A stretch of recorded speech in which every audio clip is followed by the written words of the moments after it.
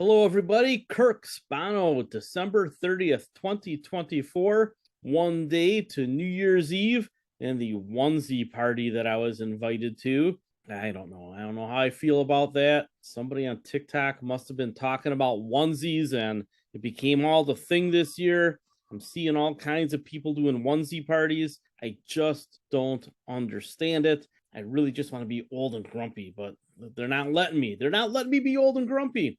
Why? Because it's the new year and we should all be hopeful. You know that I try very hard to be an optimist. And when you look at history, it should be easy to be an optimist because no matter what the short-term challenges might be, we always come out of it better on the other side, historically speaking, concentration of wealth notwithstanding. But the world has been getting better since the Dark Ages. Technology is at the heart of that, and the move towards more free societies, something that George Soros has pushed very hard for with most of his money. And you tend to look at the news that's out there today, though, or what happened in the last year or two, and you go, oh, it's all so bad. It's not. It really, really is not. Is it ever perfect? No.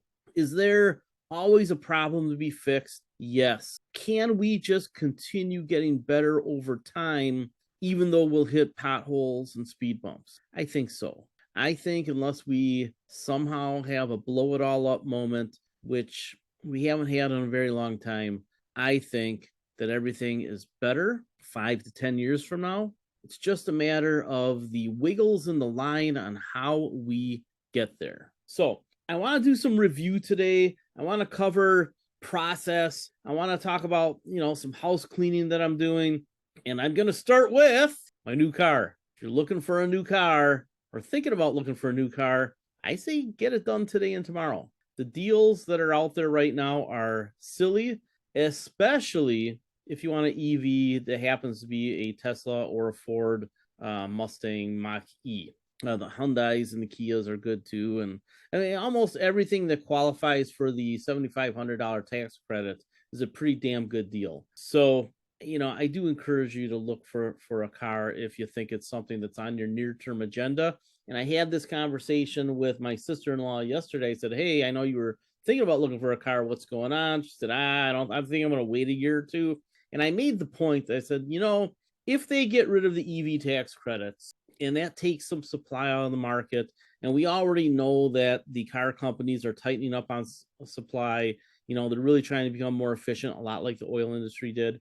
I don't think there's going to be a glut of brand new cars over the next few years like we are seeing right now. And there really is a glut of brand new cars. If you use Perplexity or any AI like ChatGPT or whatever it is you got out there, Gemini, and you ask it, what cars can I get a good deal on due to high inventory, it'll spit out a list. And on that list are some Hyundais, which I got, some Kias, a lot of Fords, a lot of GMs. There's a big one with Tesla. There's a lot of Tesla out there. So there are cars with high inventory, and I don't see that high inventory being around come sometime in 2025. I'd probably say the second half of 2025. The inventory for cars has fallen.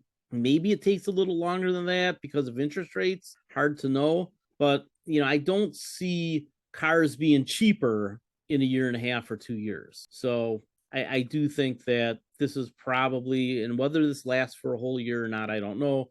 But I think this is probably the end of new cars being at these price points before they go up for a while. And then, 4, 5, 6 years out, as the technology gets a lot better, then they'll come down again, especially as we shift the EVs, which originally thought would be 26, 27. Now I'm thinking it's 29, 30. And the new EV technology comes out, which is just getting spectacular. The costs are coming down. The bigger cars like this one that probably end up being EREV, right? They'll be EV with about 100-mile range, but then they'll have an onboard generator with 3 gallons of gasoline that gives it 500 or 600 miles of range and a equivalent MPG of 150 or whatever. So what's coming because of the technology is pretty amazing. They're putting together their manufacturing lines, their supply lines. So we'll see how it all churns. I think there's a price speed bump coming where prices are higher for a few years and then ultimately they come down.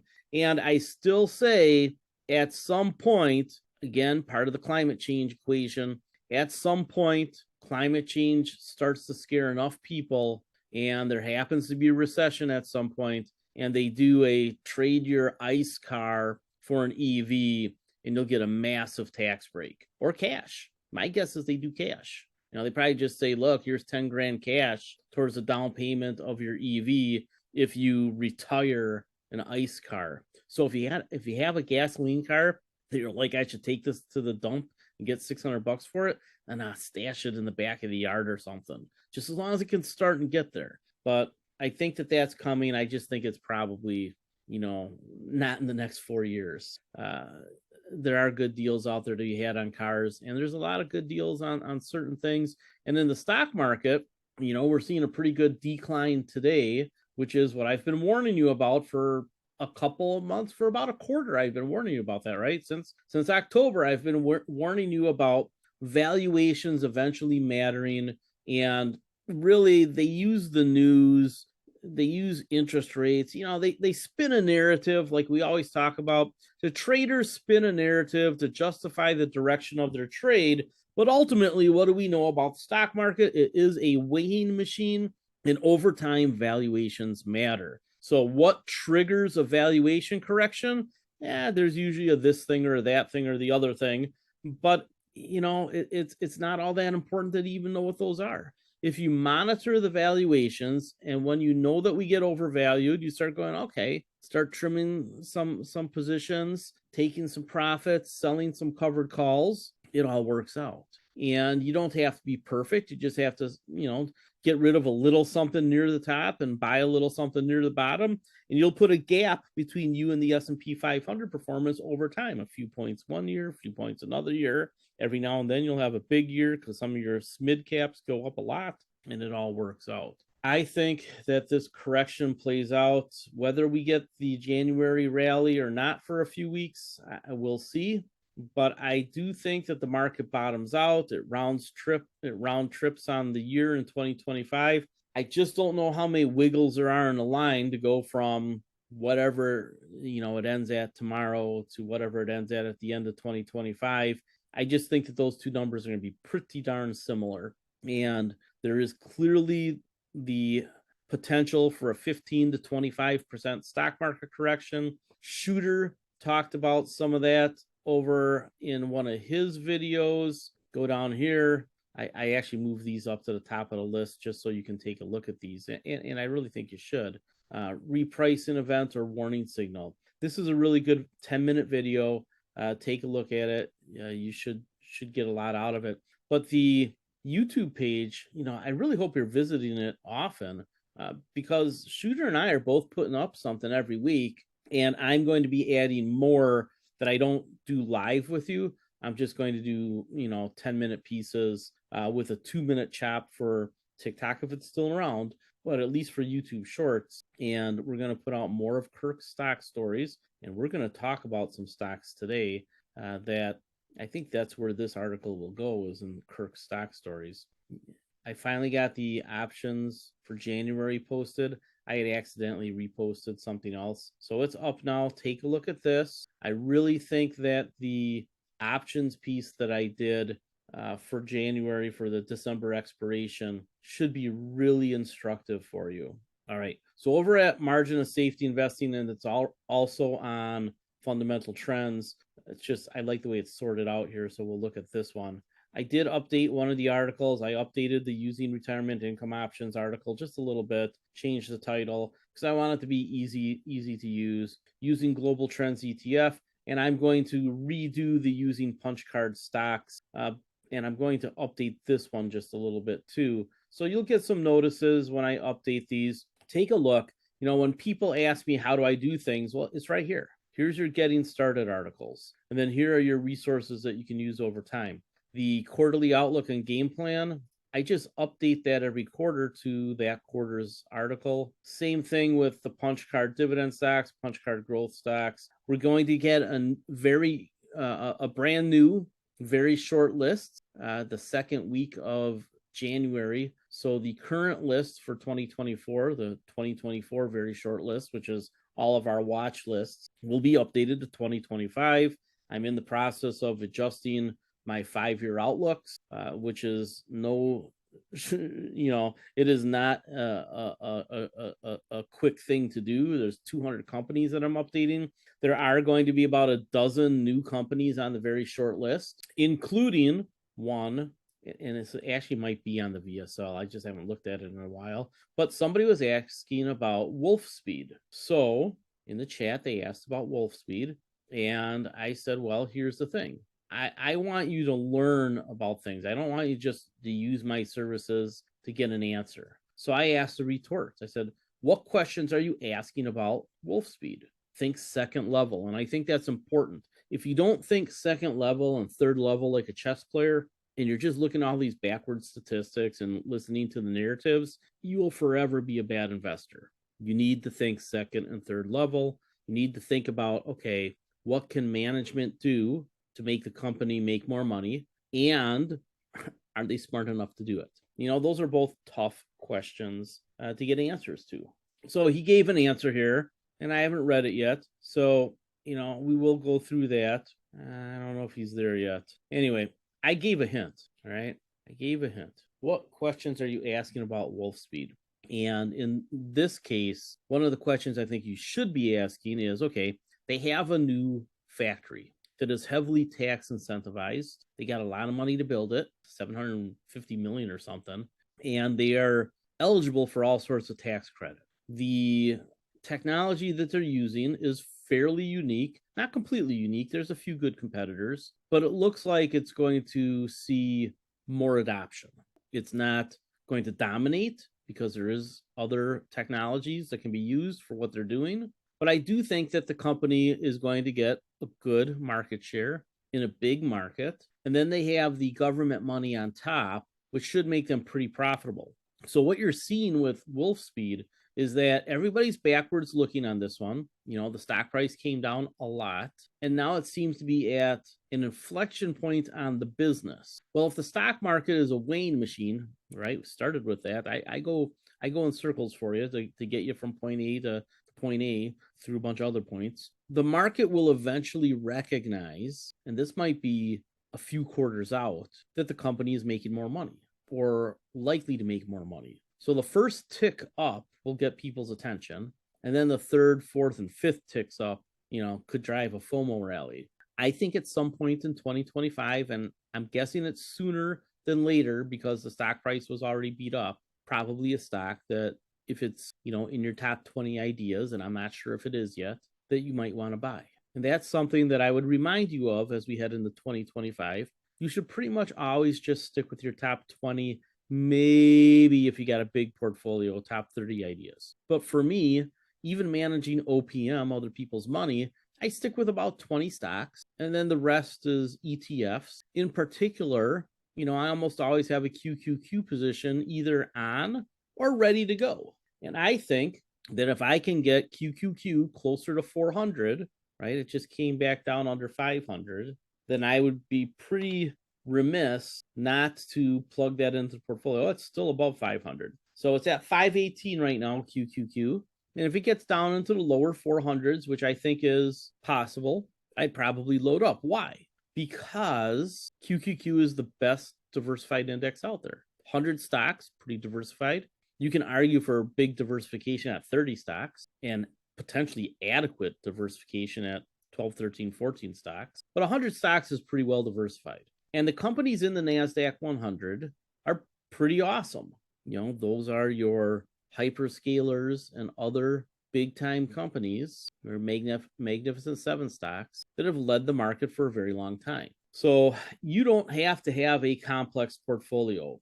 And that is something that I would really hammer home, because there's so many people out there that want you to do this and that and the other thing, and strangles and crappy CEFs and crappy BDCs and private credit and this and that. It's so exciting.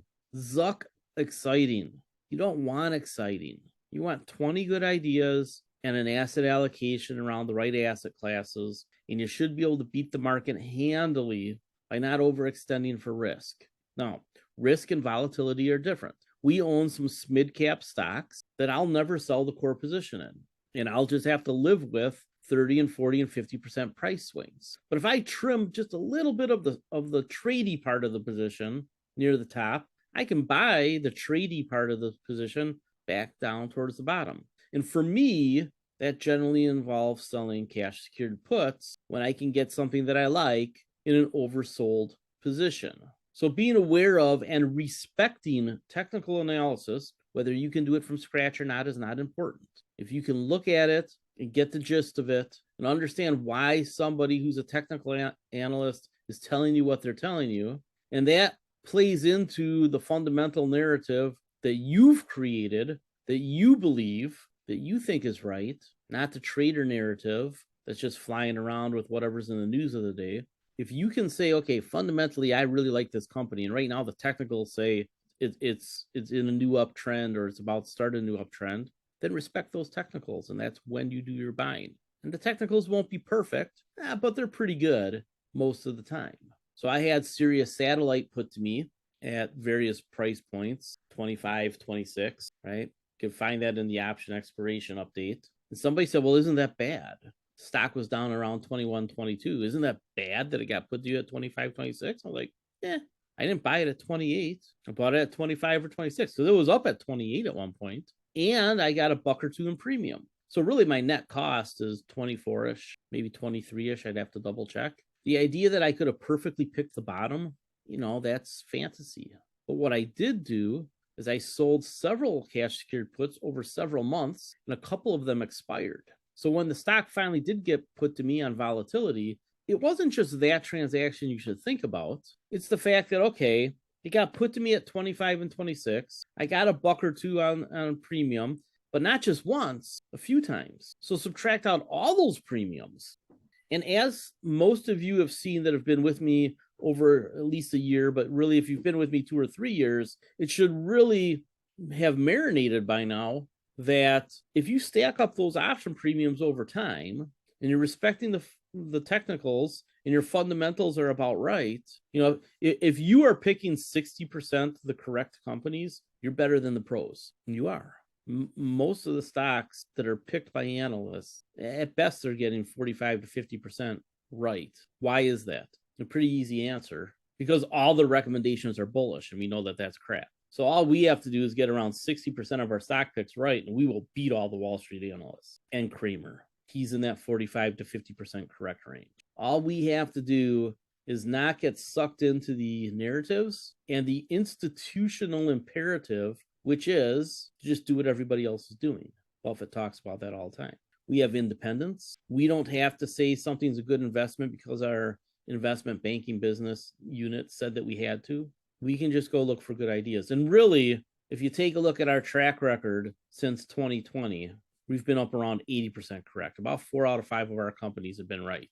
All you have to do is take a look at our coverage, right? If you go here, and let's go chronologically, all of our stocks, right? Very often at the front end, we're down. All of a sudden, you start seeing a lot of green, pretty much 4 out of 5. Let's take a look at the returns, right? Let's take a look at all the stocks that have more than doubled in ETFs. We'll go all the way to the bottom. And yeah, we've taken some haircuts. Some of these we were still in, and these don't include income. We've only had a couple of real stinkers, which I would say where you lose over a third. Just this little basket right there. That's all of our losers. But let's take a look at the winners, right? And this starts to go towards the Peter Lynch idea that you only need a few giant winners, or winters in Wisconsin, winners, to have a really good portfolio, right? These offset, look at all those, offset these. It's about 4 out of 5 have been winners, and some of them were giant. So when we talk and chat about ideas, just remember, I want you to do second level and third level thinking. Think like a chess grandmaster. And always ask yourself this question: what does this company have to do to make more money? Especially money that the market is not pricing into the stock. what can the company do to create value that the stock market, that the market participants don't really expect? Everything that's backwards looking is already priced in. The good is overpriced to the upside and the bad is overpriced to the downside. So in the case where the good narratives are overpriced, usually a good time to sell. Hey, but it's a good company. Yeah, it's a good company. Sometimes valuations matter. And if it's a good company, but the stock price is low, a lot of people will fight that. Well, stock price is down, must be a reason. Well, probably, but not always. Our job as investors is to try to find the companies that are better than what the backwards looking stock price says based on what we think is going to happen in the future. One stock that I started selling puts on again recently was Warner Brothers Discovery. Bought that stock. It's one of our losers, right? I don't know. I bet it's a 50% loss, right? Warner Brothers Discovery was one of our big losers. And in fact, this is just one position. Let's do it by symbol. Okay, well, that works this way. Warner Brothers Discovery. Come on. There you go. Lost 40%. Bought it at 13, sold it at 777. But I've been selling, you know what? And prior to 2020, this only goes back to 2020. So in all openness, all transparency, I bought this stock in the 20s. So I probably lost 2/3 of my investment on this one. I collected some premiums. It wasn't a giant position, but I bet I was down 60%. I'd have to double check. So why, after a couple of years, in really just 6 months from the last sell, why would I be selling cash secured puts on it? What do you think the answer is? Why would I suddenly, and just give me broad strokes. It doesn't have to be anything specific. What am I seeing at the company that has changed? I think that's the question to ask. You can't say, well, I lost money on it. I'm never going back because I hate it. Come on. How many of you have broken up with someone, then gone back for a second run? No, I'm not in love with Warner Brothers Discovery, and I'm not buying the stock. But I've been selling the cash secured puts, and one of them is about to expire. I'm going to make whatever it was, 6% in 2 months. On an annualized return, that's like 70%. Pretty good.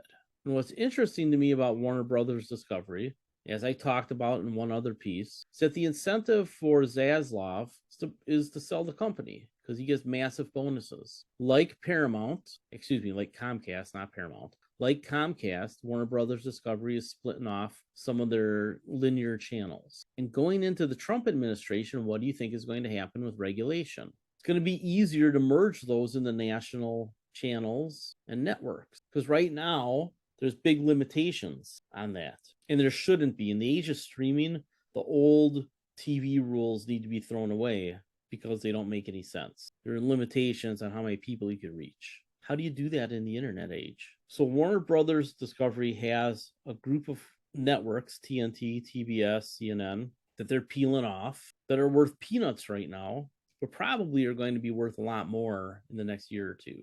And they've been paying down debt, and they're paying the help less now. Take a look at the new Superman movie coming out. These aren't, A-list, gotta pay them zillions of dollars stars. They're making new stars, which I think is cool. I think that's the best part about Hollywood, is that you get a new batch of stars every decade.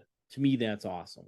I mean, do I still like watching, Brad Pitt or, whoever? Pick your older star. Pick your any star older than me. Do you still like watching them? Yeah. I mean, I watched Sean Connery forever, but it was always cool to see a new 20-something star emerge. Then watch their career for a decade or two. The ones that weren't just in there for their looks end up doing pretty cool stuff. There's an evolution. There's an arc. Take a look at Harrison Ford.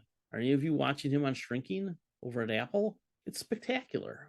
The story about how he got on that show from Brett Goldstein. If you've never seen that on Colbert, look up the video on YouTube. He says, yeah, I walked up to the house and Han Solo answers. Right, that's the cool thing about Hollywood. And I think that Warner Brothers Discovery is just behind on the timeline from what I thought was going to happen a few years ago. I still think it's going to happen.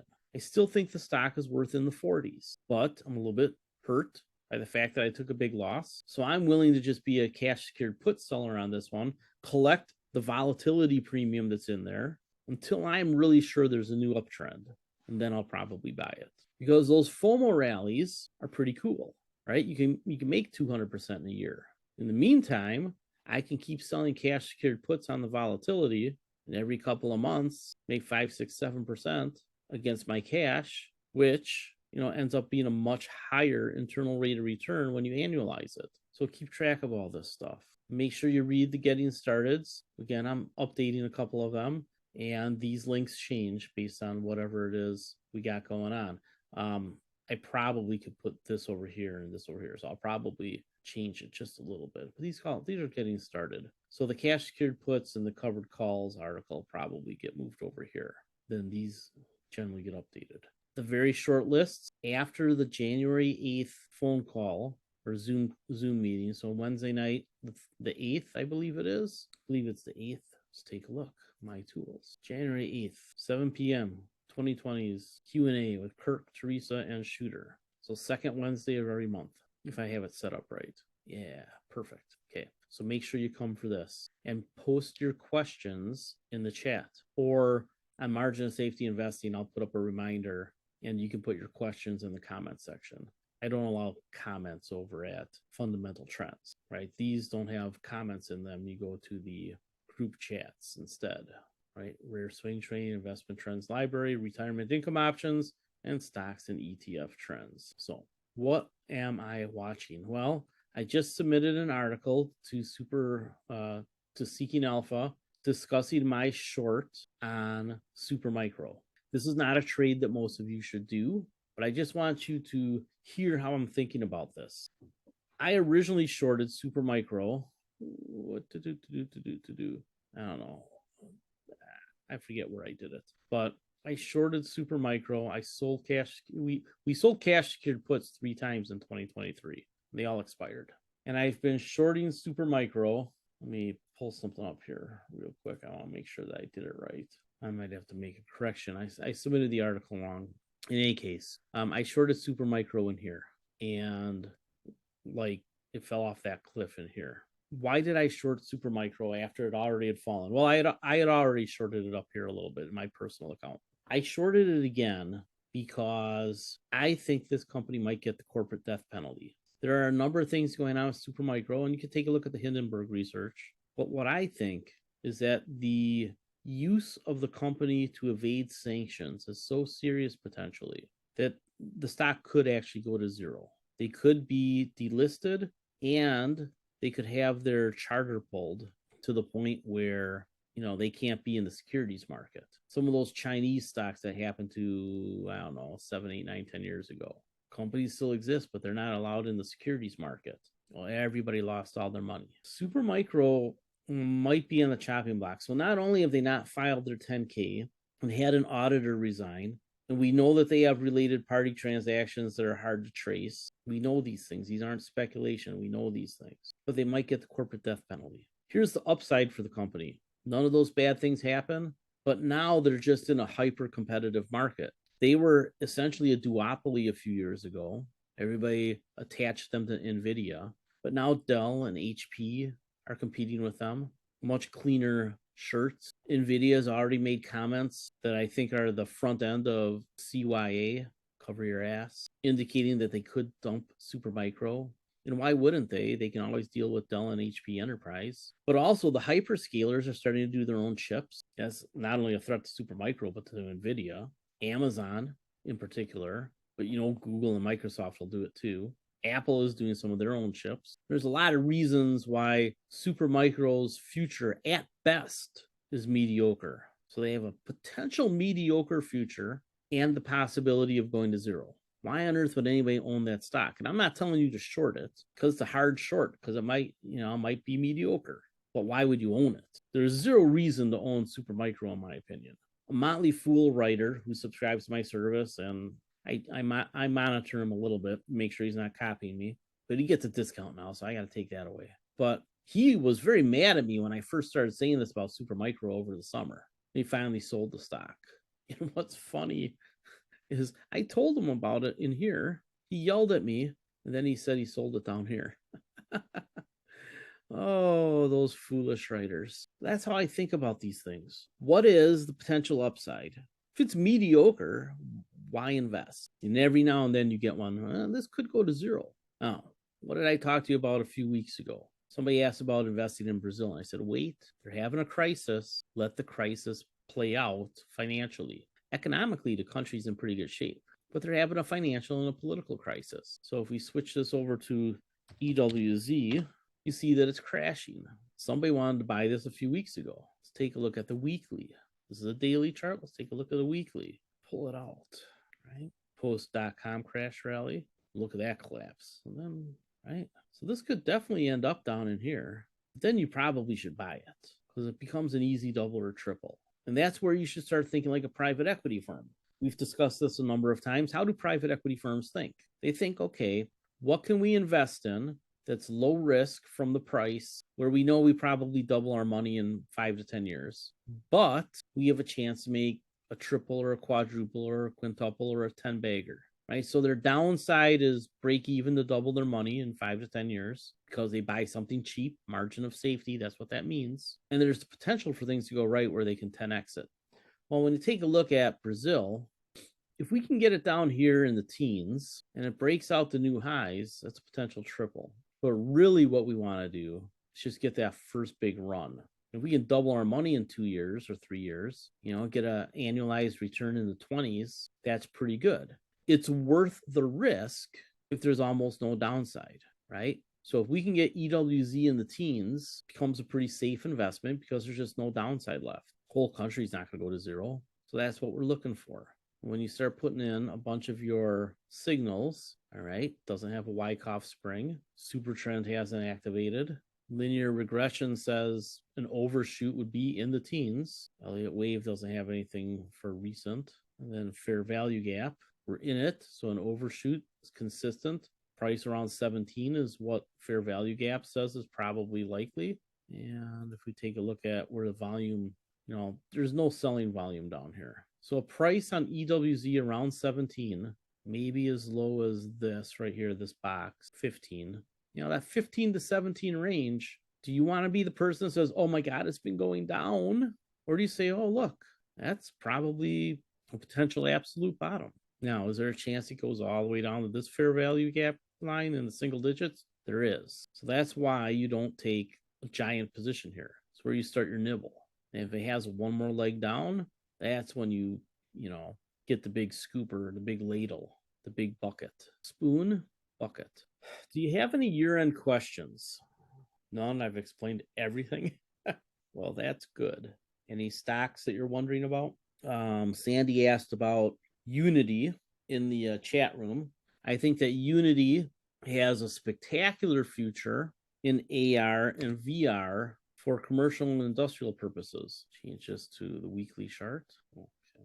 Not a lot of history. So it got down to the trend channel here and it started to reverse and it's had some signals. And these are shorter term signals. These are the big longer term signals, these Wyckoff springs. So Wyckoff correctly identified this uptrend. Then it turned over again. And I don't even know that I need to show these little up moves because that's more short term, but I like these warning signs. Unity could overshoot and fall back below here into the teens again. Absolutely it could. But this is what all the hype was. Then you see right in here, this area, this area, this area, right in here, price around 120 probably makes a lot of sense from a fair value standpoint. Why? Because everybody looks at this company as a gaming company, but the AR and the VR, right, augmented reality in particular, have massive applications to industry and medicine. So does VR. I don't think that the market gives that any value, despite impressive internal growth rates. So I think Unity, if it breaks down to 20, 21, 19, whatever it gets to, I think you just keep selling cash secured puts on it. And I actually am okay adding to this once I feel like the stock market isn't at risk of a giant sell everything correction. And it's going to be hard to call a sell everything sort of thing in 2025 because probably the stock market's higher, going into the boomer retirement crisis. They're going to do quasi QE for the banking system at some point, and they're going to do massive QE at some point to bail out the boomer retirement. There is no other alternative other than have a depression. They're not going to pick the depression. And if they make a mistake and it looks like we're getting a depression, they will quickly change directions and print the money. Print the money or have the depression. As far as innovative industrial, what do we know about them? The last time they had a default from a customer, they recovered from it pretty quickly. This is an overshoot, right? The customer that defaulted was only 17% of their business. So why is the stock down over 100% or over 50%? Right? Trader narratives. So I am still selling cash secured puts. I have not sold my existing position, which never got particularly big. And I'm hoping for this position to be bigger next time. I do think it comes back up into this range the next several years. Does it get all the way to 200, which is what I think the ultimate upside is? Maybe, maybe not. But from prices down here, a double with potential for a quadruple, pretty nice. Not an industry that's going anywhere, at least not this part of the industry. And Ametis, of course, has a half a dozen catalysts set up for 2025 that we've talked about ad infinitum. The energy complex in particular, though, is what I think you should be thinking about. I wrote this little piece, Permian oil over the next 4 years, and this one, value in SMID energy. I think there's really good money to be made in energy, and I think that really the entire energy complex is in good shape. There was a FOMO rally in energy in 21 and into 22, where a lot of those stocks went up a fortune. You know, if you pull up, just take XLE, I guess would be the easy one to take a look at, right? It's a pretty good chart, isn't it? Fell off in 2020, big rally, and it's been more choppy, clearly an uptrend. Why? Because these companies mint money. They are just doing that much better. They are cash flow machines, special dividends, share buybacks. They're not acting irresponsible like they did back in here. Very responsible management at this point.